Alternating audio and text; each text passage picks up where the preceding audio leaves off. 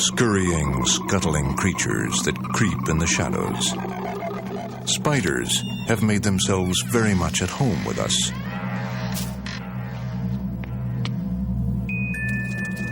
But they're mostly unwelcome.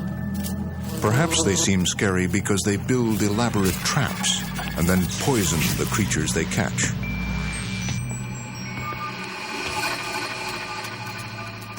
The question is, can they ever do any harm to us?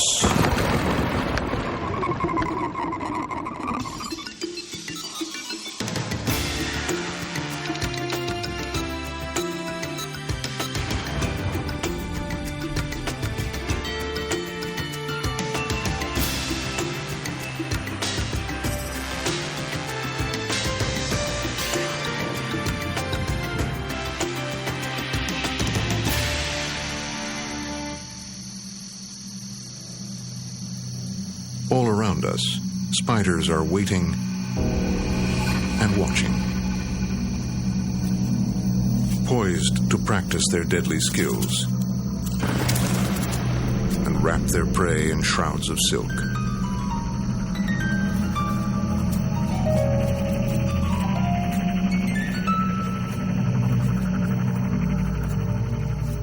Other spiders' methods are even more macabre. Inside the house, this spider snares with a special spray. It detects a possible victim, touches it to gauge the firing range, and with a squirt, stops it dead.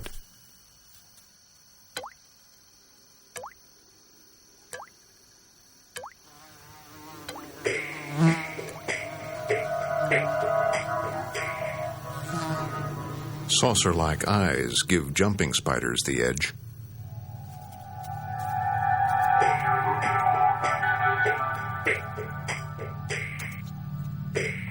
They crouch low and creep forward, tiny step by tiny step.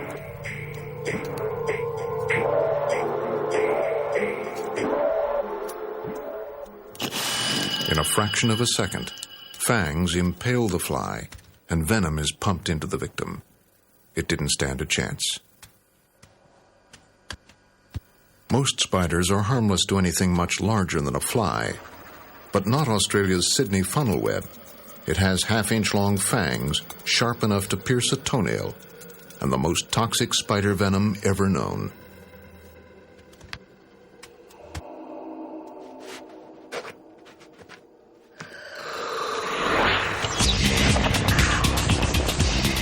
Funnel web venom is a super stimulant. Blood carries it to the nerves, triggering them to fire continuously. This causes muscle spasms, heavy sweating, and labored breathing. Death comes when the body simply burns itself out. But thanks to antivenom, this isn't likely anymore, just a lot of agony. But why is a little spider that only weighs 0.04 of an ounce so very well armed? Why produce venom pumped under high pressure at high speed that can bring down a human more than 30,000 times its size? It's just a coincidence that we are so susceptible to the funnel web's venom, which is intended for much smaller victims. But all spiders need powerful venom for another reason. For self-protection. Spiders are delicate creatures, and even though they can have up to 8 eyes, many are as good as blind. They depend on other sense organs, found on their pedipalps on either side of the mouth, and on their 8 long spindly legs.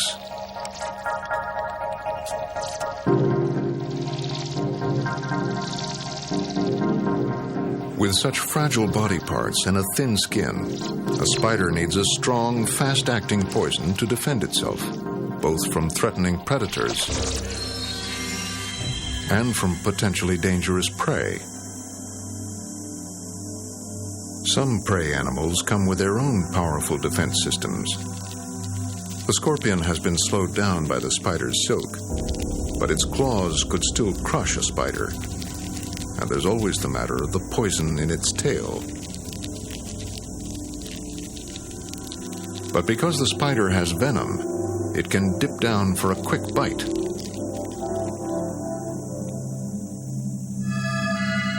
And then retreat and wait until the death throes are over. There are times, though, when venom is no help, when a spider itself is the prey. Out in Arizona's Sonoran Desert, even a tarantula 5 inches across can be in danger. Tarantulas, like most spiders, normally stay safely hidden away, but during late summer, all the males venture out in search of females. And that's when the female hawk wasps come out, too. The tarantula's poor eyesight means that he can't see the wasp. He can't hear her either because spiders don't have ears. What he does have are hairy legs. The hairs are sensitive to the tiny air currents created by the wasp when she moves. Every ripple stimulates a nerve.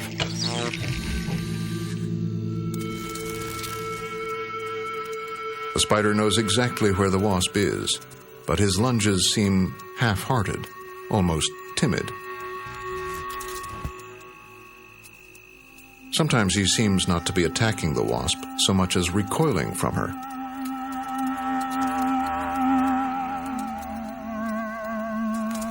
What she's trying to do is to get at his soft underbelly and sting him there. And she seems to have some unknown way of subduing him so that she can get past his huge fangs.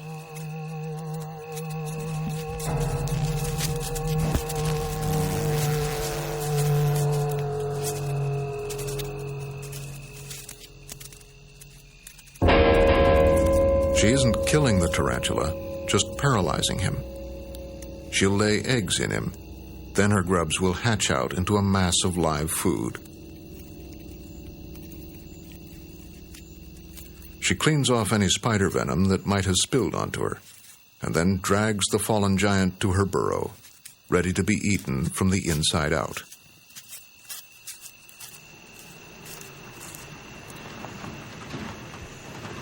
Most of the courting male tarantulas avoid this and other grim destinies by only coming out at night, when it's also much cooler. So night is also the best time for tarantula researchers.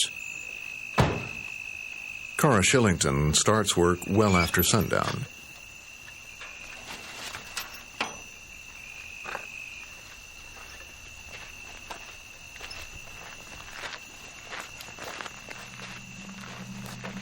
On summer nights, the desert should be crawling with male tarantulas searching for sex.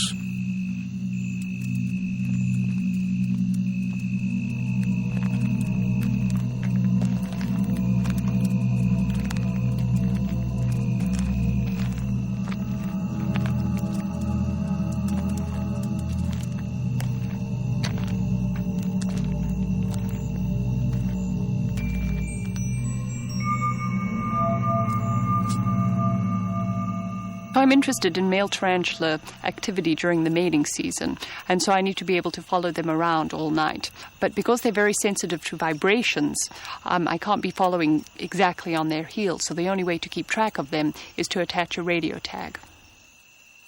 By tagging a male, you also get a female, because finding a female tarantula is the male's mission.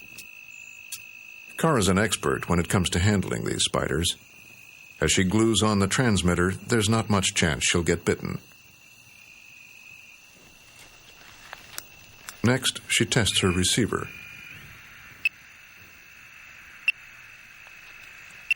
The signal's fine. And she can let him go.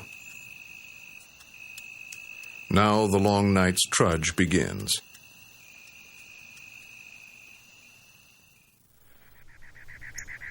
It's sunrise. The tarantulas had no luck, and the desert is heating up. Cara won't be following him for much longer now. As the temperature rises, he'll be more inclined to give up and spend the rest of the day in a cool burrow. But it looks like he's found something. It's what he's been searching for. invisible strands of silk left by a female to lead a wandering male to her burrow. If Kara sees an actual mating now, it'll only be for the 5th or 6th time. So you see him tapping the ground with his front pair of legs and also his pedipalps. He's trying to entice the female out.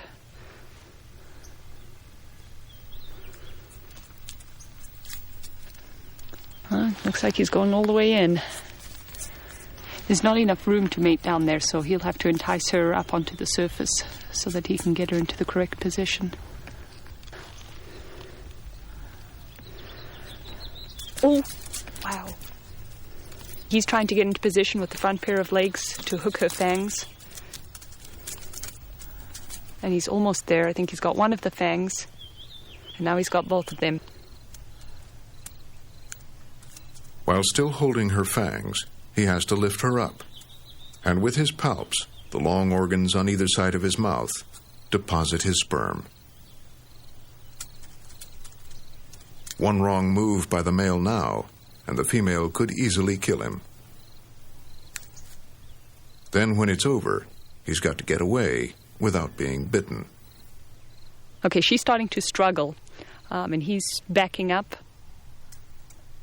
He's let go, and she's just going to go straight back in the burrow. Sometimes females chase and attack, so the male runs off in the other direction. But males are expendable. He'll only live a few more weeks anyway. The female, though, might last 20 years, mating several times a season. And she'll always stay in the same burrow, at the center of her sexy silk strands.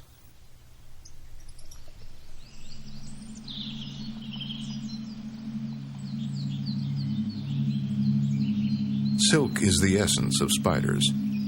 It's remarkable stuff, very fine, very strong, and resistant to bacteria and fungi, which means it doesn't rot.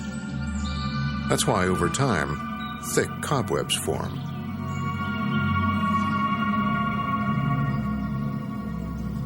It's on this construction of silk that a house spider spends most of its short life, mainly sitting and waiting.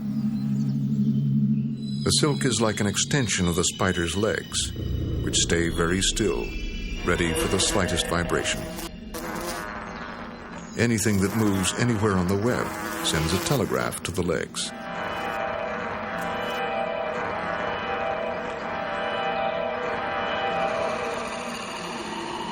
Once the fly is bitten and the venom injected, the spider uses its legs to find out what it's caught.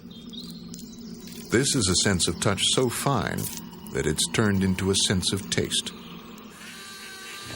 The hairs on the spider's legs have open tips, where chemicals from the fly meet the spider's nerve ends. A spider licks with its feet. If it likes the taste, the spider starts eating. It chews through the skin and then dribbles in digestive juices. These dissolve everything inside the fly, creating a soup that the spider sucks up. So for food, spiders depend on their sense of touch, a sense that can reach long distances even without a web. Water transmits vibrations too, and the fishing spider hunts on the surface of ponds and lakes. It can stand on the water without even getting its feet wet. How is this possible? Biomechanics expert Bob Suter. Really, two things keep these spiders up above the water surface. One is that the surface itself has a skin that we usually refer to as surface tension. And the other part, of course, is that the spiders have a waxy covering all over their bodies, which means that they don't get wet. So the spider pushes down on the water surface tension pushes back up. The spider makes these little dimples in the water.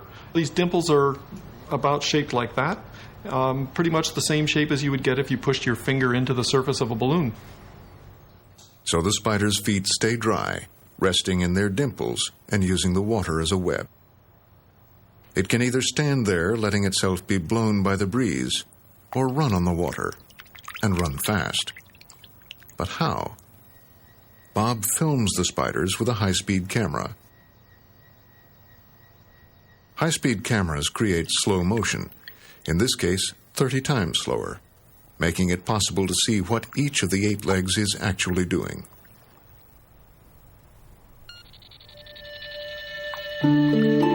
What's happening is that the second and third pairs of legs are doing most of the pushing.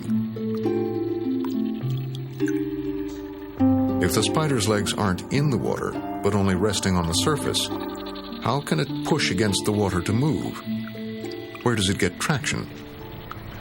To really look at the interaction between the spider's leg and the water, I use this rotating tank, which flows the water past a stationary spider's leg. And in the water are glass beads that allow me to actually see the motion of the water as the water flows past that leg. The glass beads are in a solution and too small to be seen individually under normal light. So the normal light is turned down, and a single beam is focused on a spider leg from below.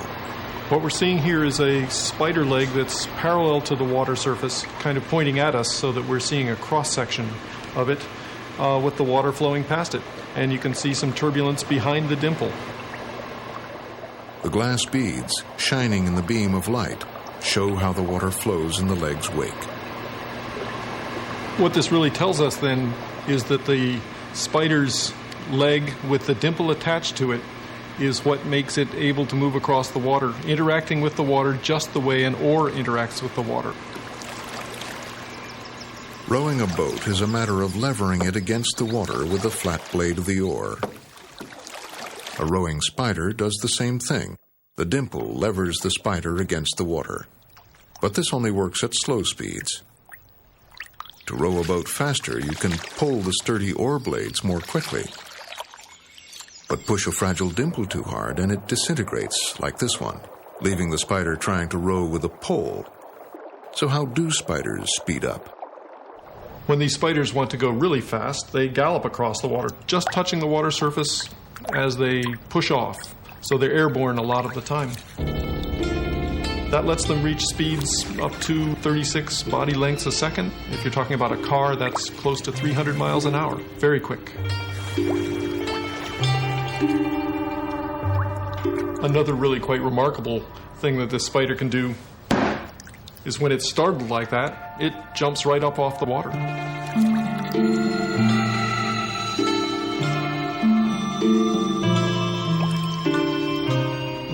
When this spider jumps like that, it's doing a startle response, probably a way of escaping from bullfrogs, maybe birds that are trying to catch it.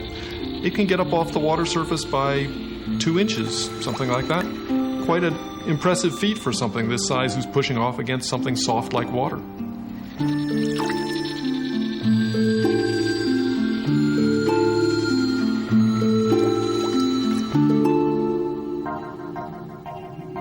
Give a spider a solid platform, and you get some real jumping. These are all from the jumping spider family. Spiders that specialize in the long-distance leap. They're less than half an inch long, but they can spring over distances of more than a foot, the equivalent of a human leaping the length of a city block. And they can land on surfaces that are nearly vertical thanks to their hairy feet. These spiders have hairs on their hairs. Each strand splits into even finer strands. The ends of those strands are cup-shaped and will stick to the moist surface of a leaf. With 20,000 of these contact points per foot, it couldn't slip if it tried.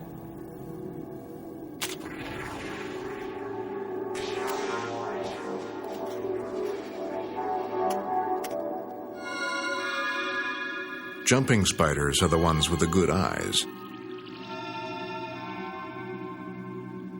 There are 8 of them. In front, 2 huge headlamps of eyes that can see in detail, but very narrowly.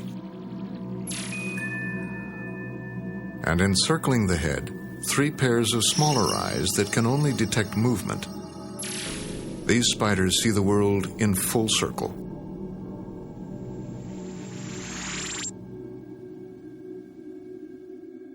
The large eyes at the front magnify objects. These are fixed in their sockets. But the back part of the eye moves from side to side to look around. This gives the spider a similar view to what we would see looking at a nearby object through binoculars.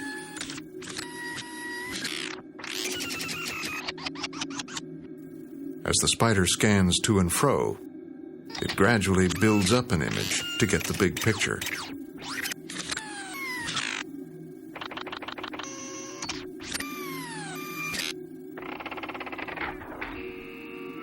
With the prey in its sights, the jumping spider starts the hunt, creeping toward the target, like a lion on a savanna, moving in, timing the kill.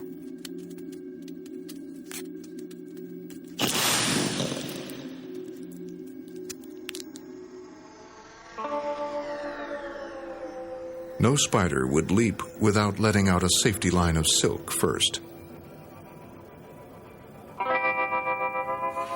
Silk comes out of spinnerets, little nodules on the spider's abdomen, each one covered in tiny tubes called spigots. The silk starts inside the spider's body as a liquid, but the process of squeezing it out through the minuscule spigots somehow lines up its molecules, solidifies it. Spider silk is the strongest natural fiber there is. It's also elastic and can stretch to 3 times its starting length. Ideal for weaving the world's first catch net, the spider's web. The classic web maker is the orb-weaving spider, which makes the tennis racket-sized constructions often seen in trees. It starts by spinning a frame that stretches between branches. Then it does the spokes.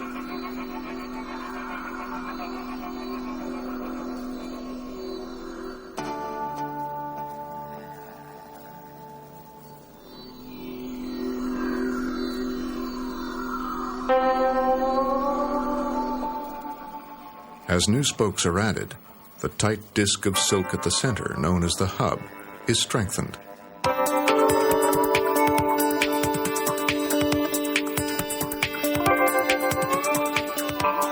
Next, from the hub toward the rim, it spins the scaffold spiral, which holds the structure in place.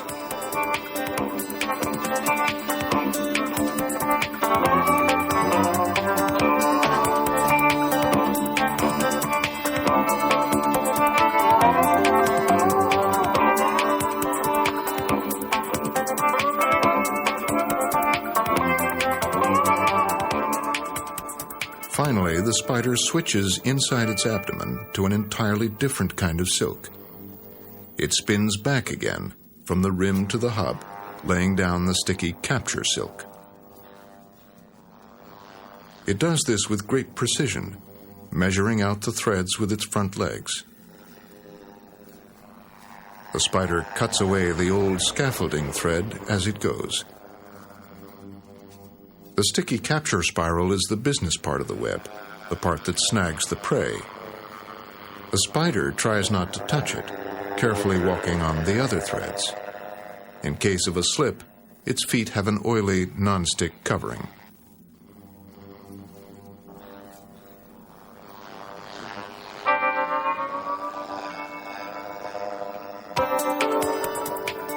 An orb web takes about an hour to build. An hour to make up to 1,500 connecting points and to spin about 60 feet of silk. Silk so fine that 1 teaspoonful is enough to weave 1,000,000 webs.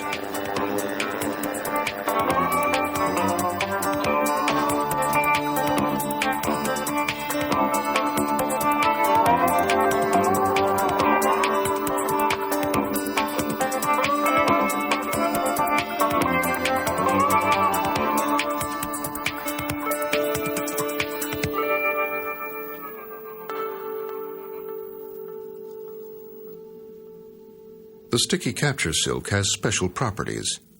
Its threads are dotted with little gluey beads containing snarls of silk. When something hits these threads, the snarls come loose and the web stretches. An orb spider's life consists of furious work, followed by long periods of waiting for vibrations.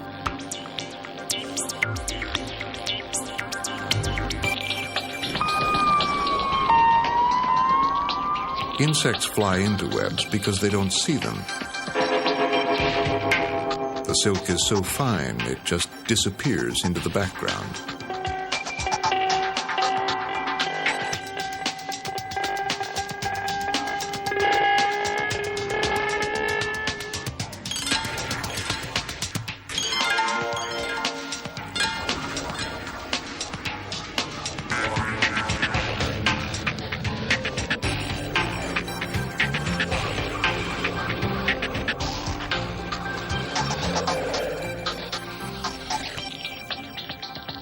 The prey is good and stuck, but the spider makes doubly sure by wrapping it in broad silk sheets, another of the 7 different types of silk it spins.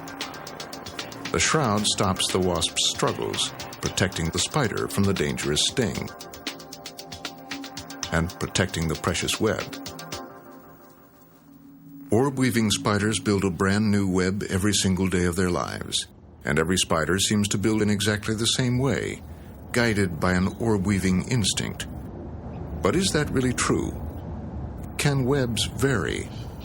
Marie Herberstein studies the St. Andrew's cross spider from Australia.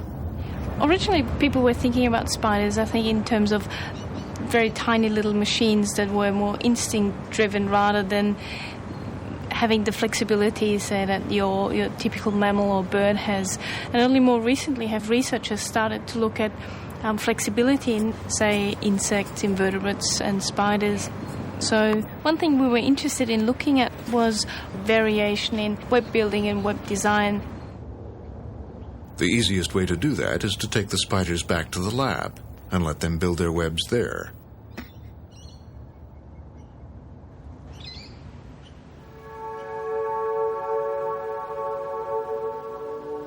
In Marie's lab, the conditions were controlled.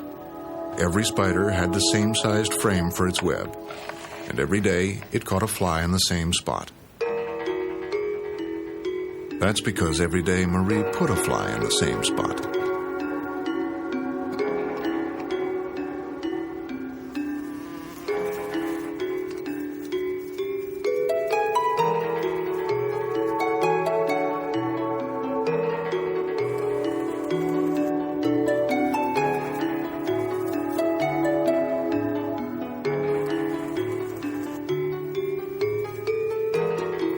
Every morning, when each spider spun a new web, it slightly enlarged the area where the day before Marie had put the fly. The webs were changing shape.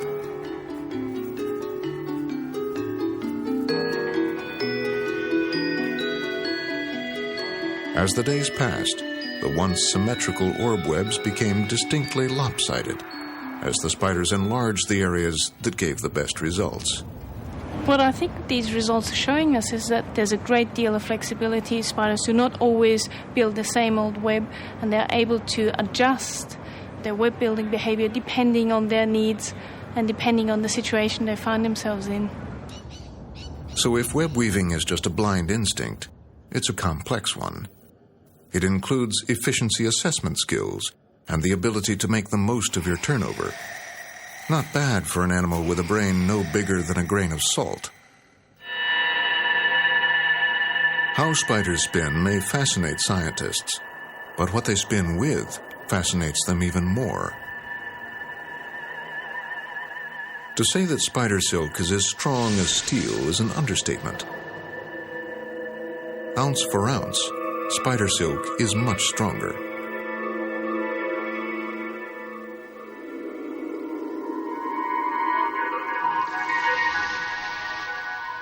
The race is on to analyze spider silk and produce a synthetic equivalent.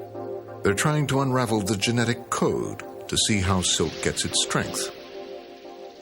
They're also trying to figure out how a spider solidifies a liquid at body temperature using only inoffensive body fluids. Chemists have made strong synthetic fibers, but only by boiling up noxious acids. If humans could make silk the way spiders do, it could change the world. We could have fabrics that were extremely strong, light, and elastic. The military could have unbreakable parachute cords for tanks and other heavy objects.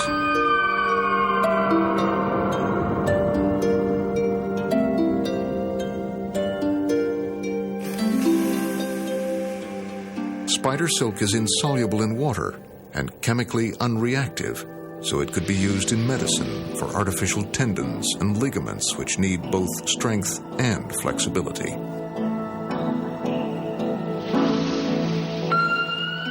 But replicating spider silk isn't easy. It's sophisticated stuff, produced by 380 million years of evolution. Proving that spiders have been around that long isn't easy either. Small, delicate land animals don't make good fossils. But in this quarry in New York's Catskill Mountains, paleontologist Bill Shear has found spider fossils which prove the vast ancestry.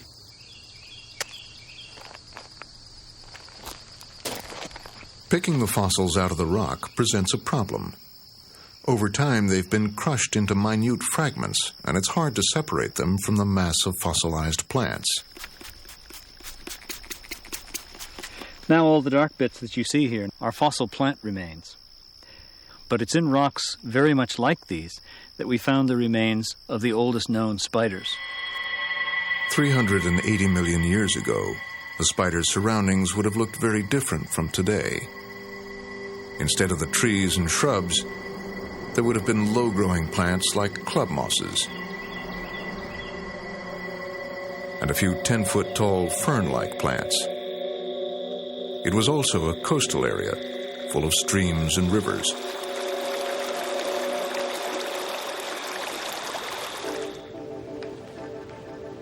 We can guess what the landscape was, but to picture the spider is more of a challenge.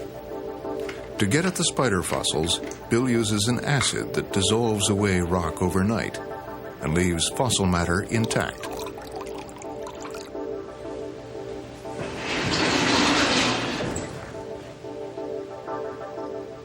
Each of the trays that we get after we digest the rock contains about 1,000 fossilized fragments, but most of those are plants. The plant fossils are coaly black and opaque, so what I'm looking for are translucent golden brown pieces. These are the animals.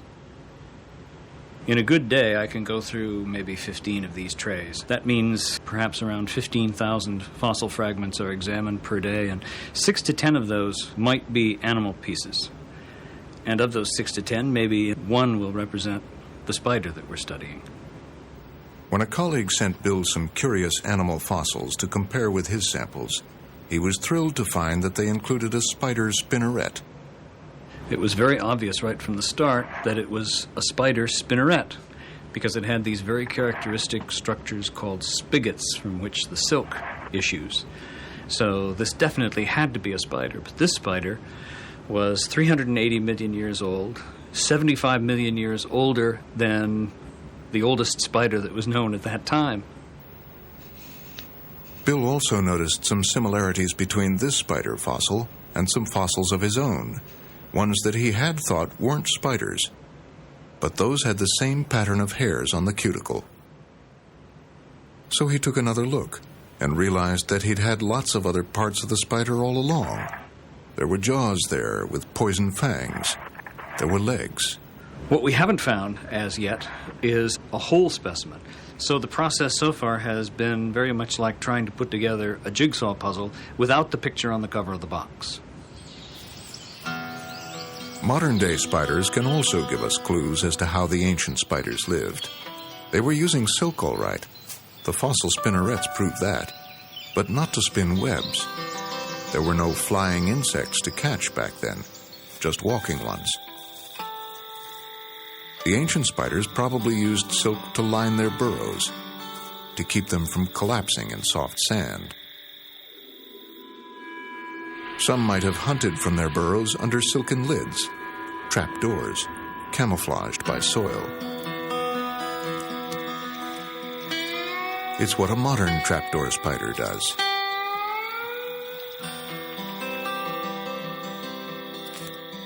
It waits in its hole for approaching footsteps, which tell the spider exactly when to pounce.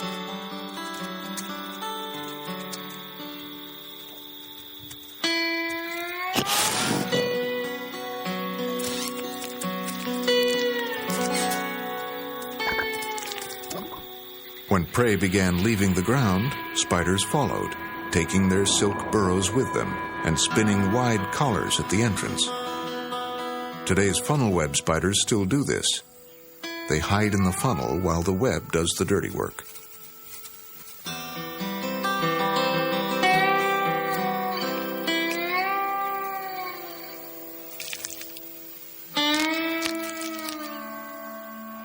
And when insects began to fly higher, again spiders followed. But farther up the tree, the funnel flattened out into a sheet of tangled silk. In time, that was refined, turned on its side and streamlined. The orb web. And along the way, all sorts of ingenious variations appeared. There's the minimalist approach, a single thread beaded with sticky blobs of silk. It belongs to the bolus spider, which swings the thread like a lasso until it hits its target. A moth. In fact, only one kind of moth is ever caught this way.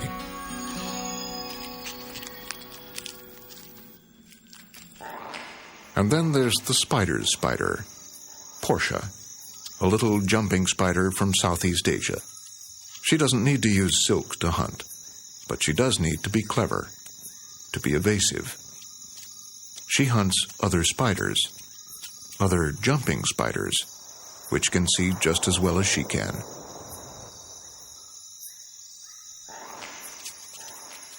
Rather than pounce directly on her prey, Portia decides to approach from another angle. She embarks on a great detour.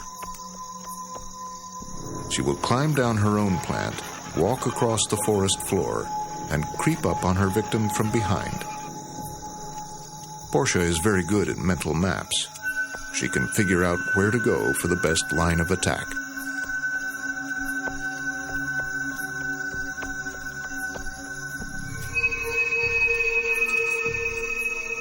The other spider, seeing Portia leave, might suppose it can relax, but it shouldn't. Spitting spiders also hunt jumping spiders, and even though it's almost blind, this one can feel a jumping spider's vibrations in the leaf. The jumping spider is caught in sticky glue squirted from the tips of the spitting spider's fangs.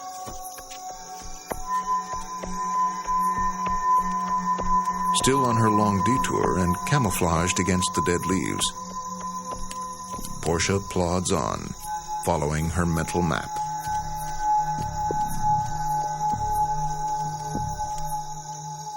Meanwhile, the spitting spider is wrapping things up.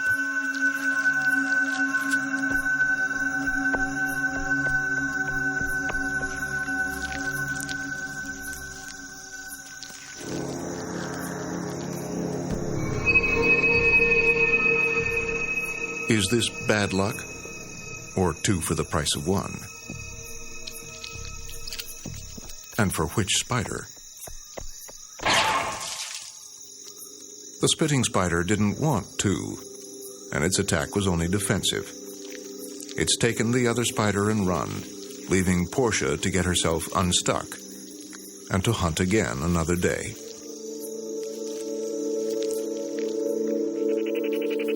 For most spiders, though, touch is the main sense. That includes feeling and using vibrations. This male redback spider is plucking the threads in a female's web as though he were playing a guitar. Madian Andrade studies these spidery serenades. Male redback spiders have a very brief life. Even in the lab, they survive for only 4 to 8 weeks, and 80 to 90% of them die before they find a potential mate. So once they get on the web, this is often their only shot at reproduction. When the male reaches the female's web, he has a difficult task ahead of him. Because the female is so much larger than the male, he's only 1 to 2% of her body weight. She could actually eat him if she wanted to at that point. So he needs to convince her that first he is a male of her species and that he's a male that she actually wants to mate with. Now he does this by signaling to her across the web. As the male progresses across the strands, he keeps plucking, sending signals. I'm not a fly, he plucks. I'm a male redback spider, signals that the female feels in her legs. So we found a way of eavesdropping on the male's signal. What we do is put a small reflective bead on the female's foot, and then we take light from this laser and focus it on the bead. The male's signals move the silk strands and dislodge the female's foot and the laser light reflecting off it. These tiny light deflections can be recorded and translated into sound. What you're hearing is the male moving across the web when he first arrives. He sort of meanders around, making a noisy shuffling. Eventually he'll get down to the courtship signaling, which is more of a rhythmic bouncing. There's some of it there. So it's sort of interspersed with this shuffling behavior. So you get noise and then bouncing, noise and then bouncing.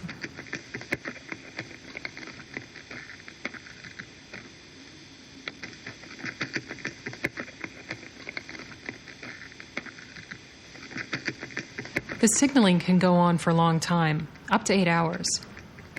We're not quite sure yet what the male is telling the female, but we think it's something about his quality or vigor as a mate. If the male tries to copulate with the female too soon, she'll actually just brush him right off the web. Clearly, this long signaling is essential for a successful mating. When the female decides he's been signaling for long enough, he's invited to climb onto her abdomen, where he drums on her with his palps. Mating follows. And then the male does something crazy. He somersaults, flipping his abdomen right into the female's jaws.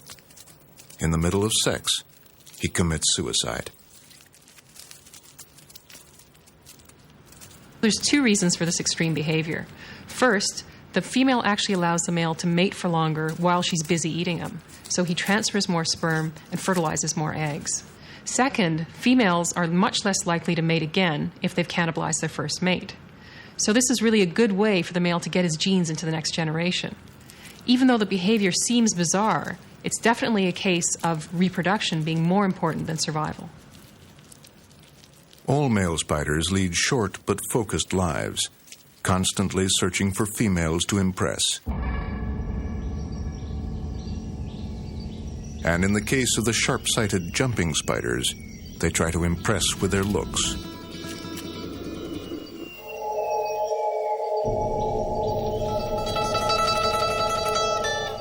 This male jumping spider shows off his fine colors, waves his elegant legs, generally postures, and succeeds in catching a female's eye.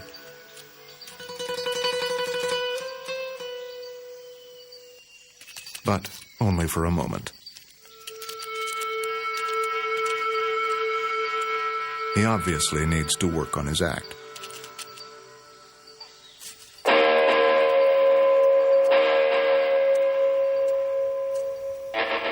Male jumping spiders have another kind of display that they reserve for other males, an aggressive one.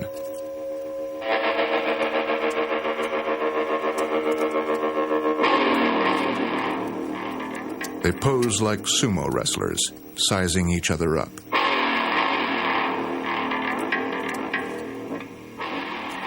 And if one isn't plainly bigger or better than the other, the only way to settle it is with a fight.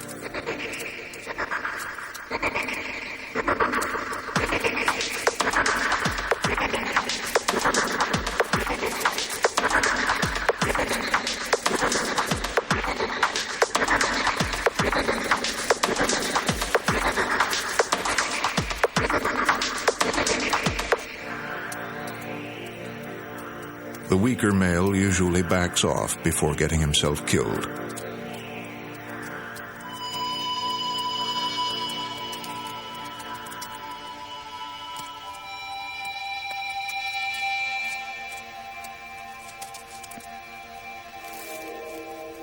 Another spider watches as the winner cleans up.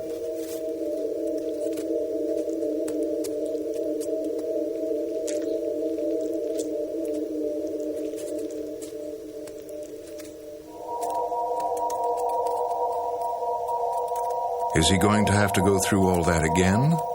Now? With legs raised, he's ready. But the signal he gets is not a challenge. At least, not a challenge to fight. This is a female, and she's showing him that she likes what she sees. The courtship is brief, and they quickly get into position to mate.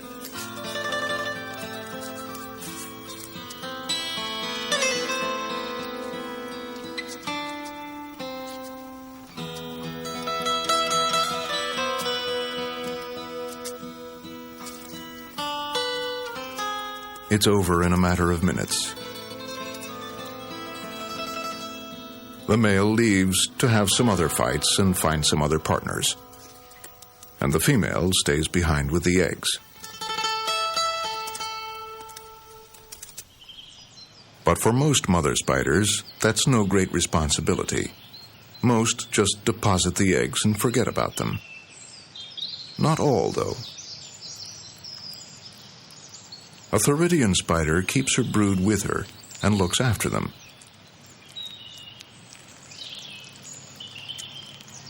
At first, the spiderlings lived off the yolk from their eggs, but now that's been used up, and they still aren't big enough to build webs and catch prey. So their mother feeds them.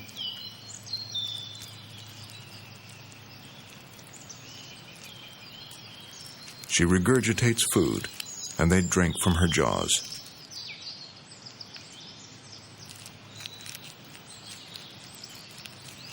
By late summer, though, they're getting too big to be crowded together on the web.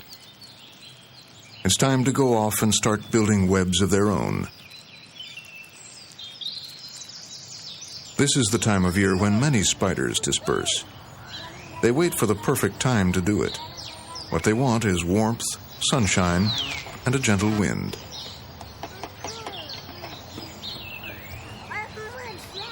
Down in the long grass, money spiders are waiting for that perfect day.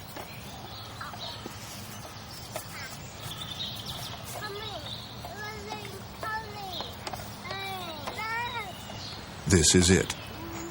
By late morning, the sun is strong and the wind is picking up.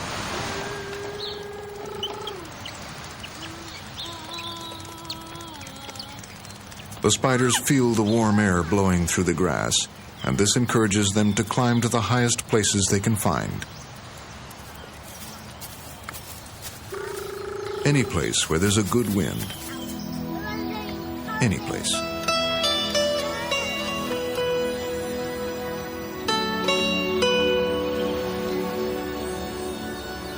When they reach that place, they point their abdomen skyward and release silk.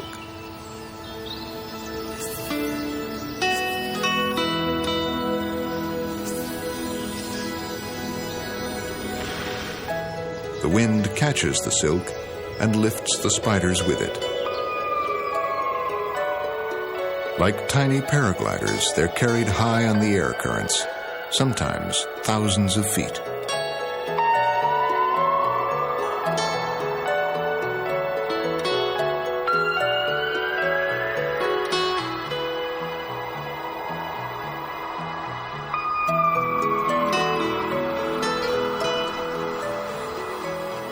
How long they drift and where they come down depends entirely on where the wind blows. That's why there's no escaping them. Wherever you go in the world, a spider will probably have gotten there first.